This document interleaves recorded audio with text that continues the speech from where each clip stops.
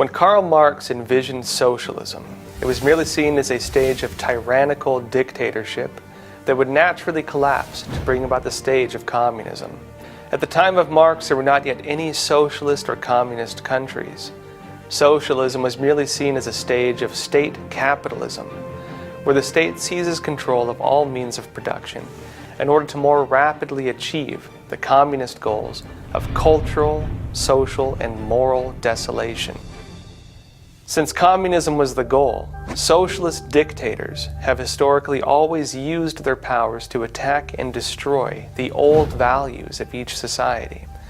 Under Lenin, Mao, and Pol Pot, one of the first steps was a man-made famine that wiped out large portions of the population, leading to a survival of the fittest concept, where many people survived through cannibalism or corruption or under intense fear. Lenin clearly stated, according to the Black Book of Communism, that these atrocities were valuable for communist goals, since it would help bring about socialism, while also destroying people's faith in their leaders and in God. Unfortunately, when many people think of socialism today, they only know its surface talking points, the vague and often lofty-sounding arguments that it will create equality, and its social movements branded as a fight against so-called slavery and oppression. In reality, socialism has historically represented everything it claims to oppose. Socialism is the ideology of slavery, of oppression, of genocide, of mass inequality, and of virulent hatred. The system of communism is based on struggle, and socialist tyrants use hatred as their tool to create this in society. Under Vladimir Lenin, people were told to hate the wealthy landlords, who he called kulaks. Under Mao Zedong, people were told to hate landlords and anyone who still believed in tradition, who he labeled as rightists. Under Adolf Hitler, who used National Socialism, people were told to hate Jews, who he framed as the wealthy minority. And under today's socialists in the West, people are told to hate all white people and all men, and to hate anyone who believes in traditional culture and family values. Hatred is the fuel of socialism. Hatred is the creed of its followers. They are made to embody what they believe they oppose. This ties directly to Marx's theory of social evolution, that society would move from capitalism to socialism, then to communism. Marxists also frame this according to the Hegelian dialectic theory that conflict leads forward.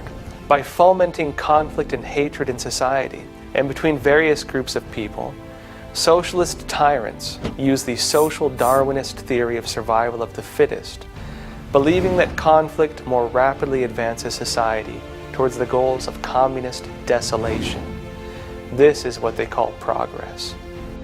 During this process, these tyrants brainwash their followers into believing that the people they are agitated to hate are the enemies of the people or represent inequality. This strategy allows a small cadre of corrupt leaders to incite mobs and acts of violence, and to use these campaigns of violence and suppression to seize power over a society. This process has been repeated by socialist leaders all throughout the 20th century, leading to its death toll, according to the Black Book of Communism, of over 100 million people.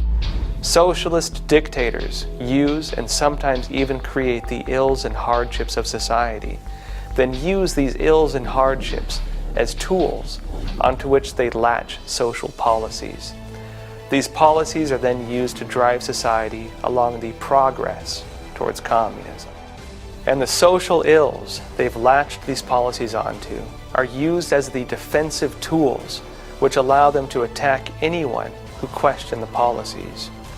Under socialism, equality is a lie. That is, unless you consider equality the flattening of society into equal misery, under the heel of a massive state bureaucracy led by a corrupt political class. Socialists accuse people of doing what they do, and that deflects criticism from their own actions. They manufacture hardships and use the label of oppression as a tool to attack varying segments of society. Over the last 100 years, Socialism and its tyrants who sought to create communist systems created famine, genocide, totalitarianism, mass corruption, moral collapse, and social collapse in almost every instance. The lofty promises and high-sounding statements made by socialist tyrants are merely tools for stringing people along with their true motives. In practice, socialism accomplishes the opposite of what its purveyors preach. Socialism is the ideology of government tyranny, of granting absolute power to a small, wealthy clique, and of creating mass inequality between the wealthy socialist leaders and the impoverished masses.